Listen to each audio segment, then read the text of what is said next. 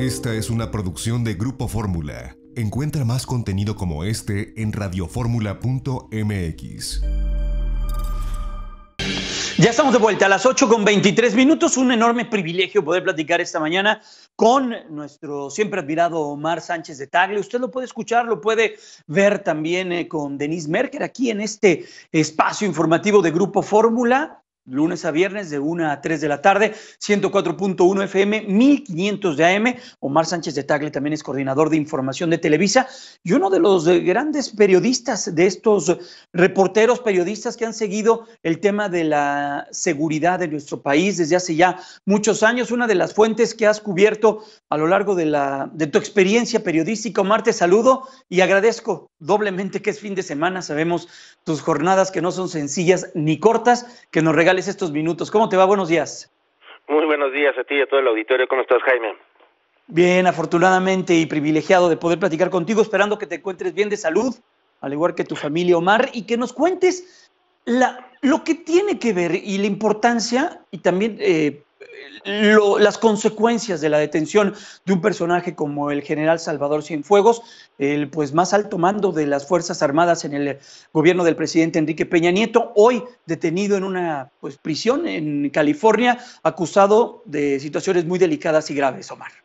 Así, y fíjate que recordando un poco que decías que me he especializado justo en esto, una de las primeras cosas que me tocó cubrir, digamos, de lleno, incluso gran parte del juicio, fue, uno, la detención del general Gutiérrez Rebollo, cuando él era el zar antidrogas en nuestro país, y en ese momento era impensable que un general estuviese detenido.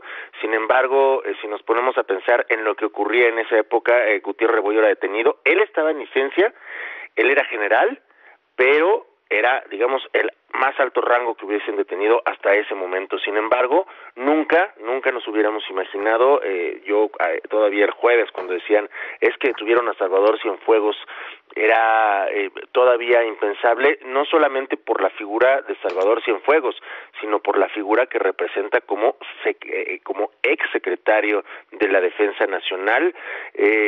Nos poníamos a pensar, nos llegaban los datos de que era justamente la DEA quien estaba investigándolo, y cuando empezamos a ver todo el expediente, bueno, uno se sorprende, sobre todo pensando en que este hombre, Salvador Cienfuegos Cepeda, en caso de que digamos las autoridades realmente comprueben lo que están diciendo las autoridades de Estados Unidos, sería impresionante que uno de los hombres más importantes en el poder en nuestro país, finalmente yo creo que siempre ha habido dos partes importantes, que es el presidente de la República y pues decían antes, los intocables en la iglesia y el ejército, en este caso, sobre todo por la importancia y el poder que llegan a representar. Salvador Cienfuegos, bueno, lo detienen, como decías, por 3 cargos, que son de conspiración para la fabricación y distribución de heroína, cocaína, metanfetamina y marihuana. Ahora, a él lo detienen con cantidades muy leves, porque es el mínimo que requiere el gobierno de Estados Unidos para detener a una persona y realmente procesarla por todo el expediente que hay en su contra.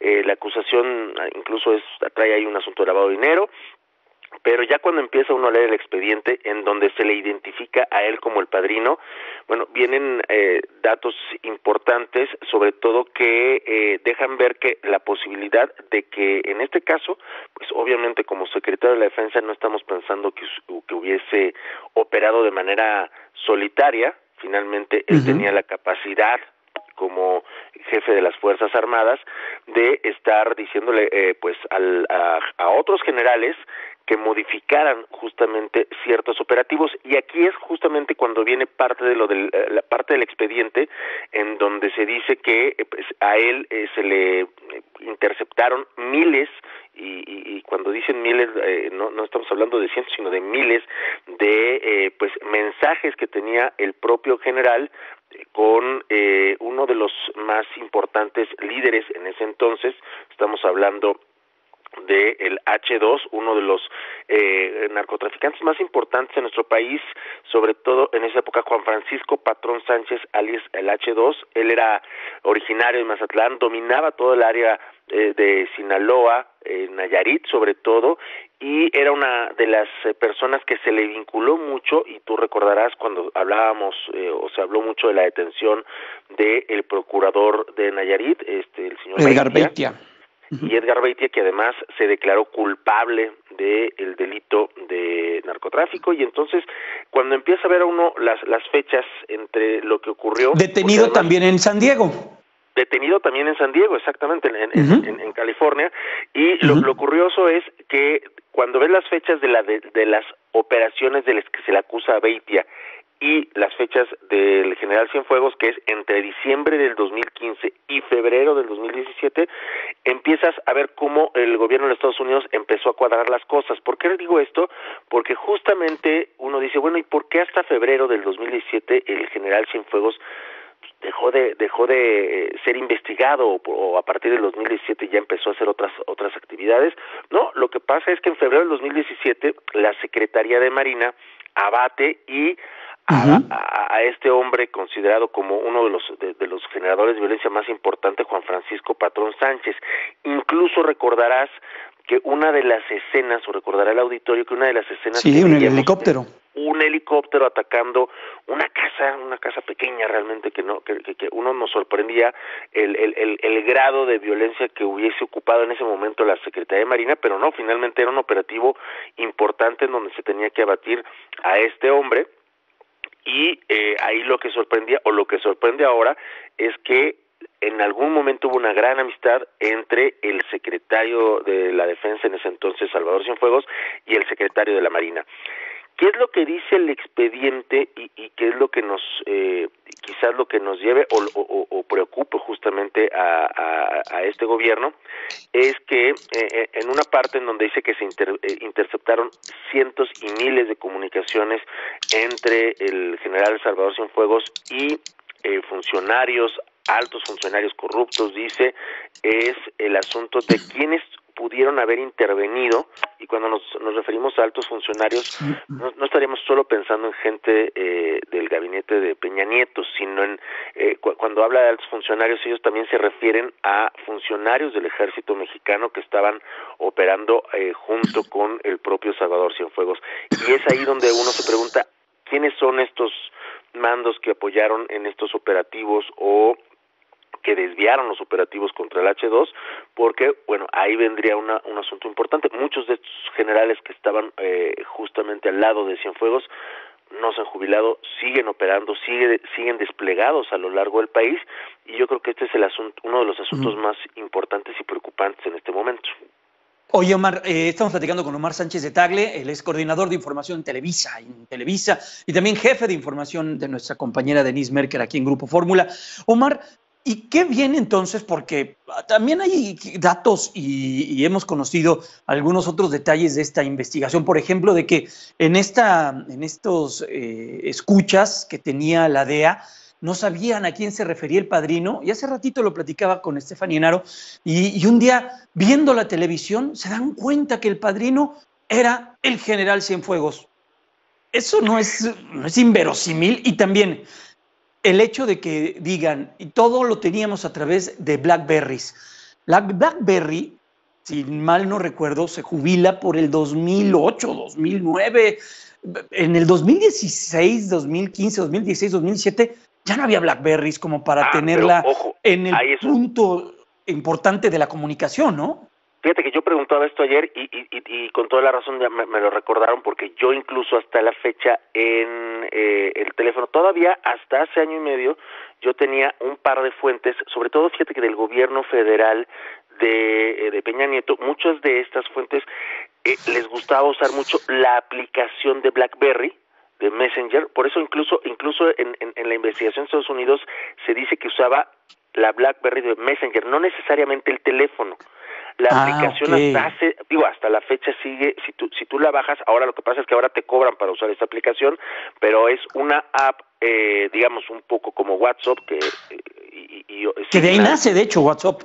Exactamente, o sea, digamos, son de estas aplicaciones que, digamos, el teléfono dejó de operar como tal o de ser tan útil como fue en su momento, pero lo que se hizo después es que la aplicación, para no perder contactos o para incluso, se decía que si tú te mensajeabas por BlackBerry, te recordarás que te decían, no, esa es la forma más segura de que no te pillen, o todo lo contrario, por lo que vemos ahora. El asunto es que, bueno, este asunto de la BlackBerry es justamente por este asunto, porque ellos interceptan esta aplicación de BlackBerry que se puede todavía hasta la fecha bajar. Ahora, lo que a mí me sorprende es que hay, además, está dividido en dos partes. Hay una parte en donde dice hay miles de intercepciones de BlackBerry Messenger. Entonces, estos son los mensajes. Pero hay otra en donde se dice que se interceptaron numerosas comunicaciones directas. Aquí ya no estamos hablando de los mensajes a través de BlackBerry o de la aplicación de BlackBerry, sino de que se interceptó el teléfono del general Cienfuegos, porque dice, textual esta parte, dice, son numerosas comunicaciones directas entre el acusado, cuando hablan del acusado estamos hablando del general Cienfuegos, y Juan Francisco Patrón, un líder superior del cártel H2, incluyendo comunicaciones con las que el acusado, es decir, Salvador Cienfuegos, discutió su historia, asistencia a esta organización y a otras reuniones de narcotraficantes, así comunicaciones con las que se identifica el propio Salvador Cienfuegos por nombre, título y fotografía como funcionario del gobierno mexicano. Estas son las que realmente estarían, digamos, impactando en la investigación. Los mensajes, digamos, para la parte de los mensajes de Messenger, pues yo ayer preguntaba entre mucha gente, bueno, pues como un general, como alguien que sabe de comunicaciones, que tiene gente a su alrededor de inteligencia, pues puede estar mensajeándose. Creo que sería una parte que todavía suena inverosímil en el sentido de, pues yo le voy a mandar un mensaje a Jaime y Jaime me lo va a mandar a mí, sabiendo que nos pueden interceptar esa comunicación. Pues no lo hacemos. Oye, Omar, tenemos la tecnología. Nos gana el corte. ¿Podemos ir a una pausa y regresamos ya para que cierres este tema? Claro que sí. Vamos a pausa, volvemos. Ya regresamos, 8:38. Omar nos ganaba el corte. Tú sabes, le sabes muy bien esto de la guillotina aquí en Radio Fórmula. Oye, más rápidamente, el martes una nueva audiencia. Ayer fue muy corta, 5 minutos. Y el martes una nueva audiencia a la 1:00 p.m, tiempo de California. Sí, habrá una nueva audiencia y mira, aquí justamente en resumen lo que veremos, y afortunadamente tenemos un caso que está ocurriendo que es el de Genaro García Luna, que no tendría en las acusaciones nada que ver con el asunto del Salvador Cienfuegos, y a lo que me refiero por García Luna es que recordarás que a García Luna lo detienen, hubo una audiencia en la que también se pidieron un par de días por parte de sus abogados para ver las acusaciones, para ver un poco de lo que se está acusando, y será un proceso un poco similar el que veamos con el general Cienfuegos, en el sentido de, pues en la audiencia del viernes se definirá si el juez pues encuentra todos los elementos para, en Estados Unidos llaman extraditarlo hacia Nueva York, finalmente si se tienen con todos los elementos como parece que lo tuviera la DEA, sería trasladado a Nueva York y ahí sería, pues habría una nueva audiencia en donde ya efectivamente se tendrían mucho más detalles de las acusaciones del general Cienfuegos. Aquí lo interesante será ver si más allá de lo que platicábamos, Jaime, más allá de estos mensajes que pues, tendrían que identificar realmente, porque uno puede suplantar a una persona en algún mensaje, y digamos, esto es lo que se tendría que comprobar. ¿Qué otro tipo de pruebas tienen? Se habla de testigos, se habla de exfuncionarios que están ahí. Obviamente Edgar Beitia sería uno de los testigos que tiene el gobierno de los Estados Unidos, pero bueno, sí habría que ver todo el cúmulo de pruebas que se tengan y a partir de ahí, pues ver quién o quiénes otros personajes, si de resultar culpable el general, pues pudieran estar involucrados justamente junto con él y que todavía estarían activos en el ejército mexicano. Creo que esa es una de las grandes preocupaciones que tendría este gobierno de México. Bueno, pues muchas gracias, Omar. Vamos a ver qué es lo que ocurre y permítenos estar cercanos a ti para entender esta situación y la profundidad y lo delicado que es esta información que se dio a conocer el jueves por la noche. Gracias, Omar. Cuídate mucho. Excelente fin de semana y mañana los escuchamos, que es 4 de la tarde, ¿verdad? 4 de la tarde en Fórmula fin de semana. Perfecto. Ya quedamos, Omar. Abrazo. Cuídate mucho. Muy buenas tardes. días. Muy buenos días. Que estés muy bien, Omar Sánchez de Tagle. Mañana recuerde, a partir de las 4 de la tarde, en esta misma estación, 103.3 de FM, 970 de AM.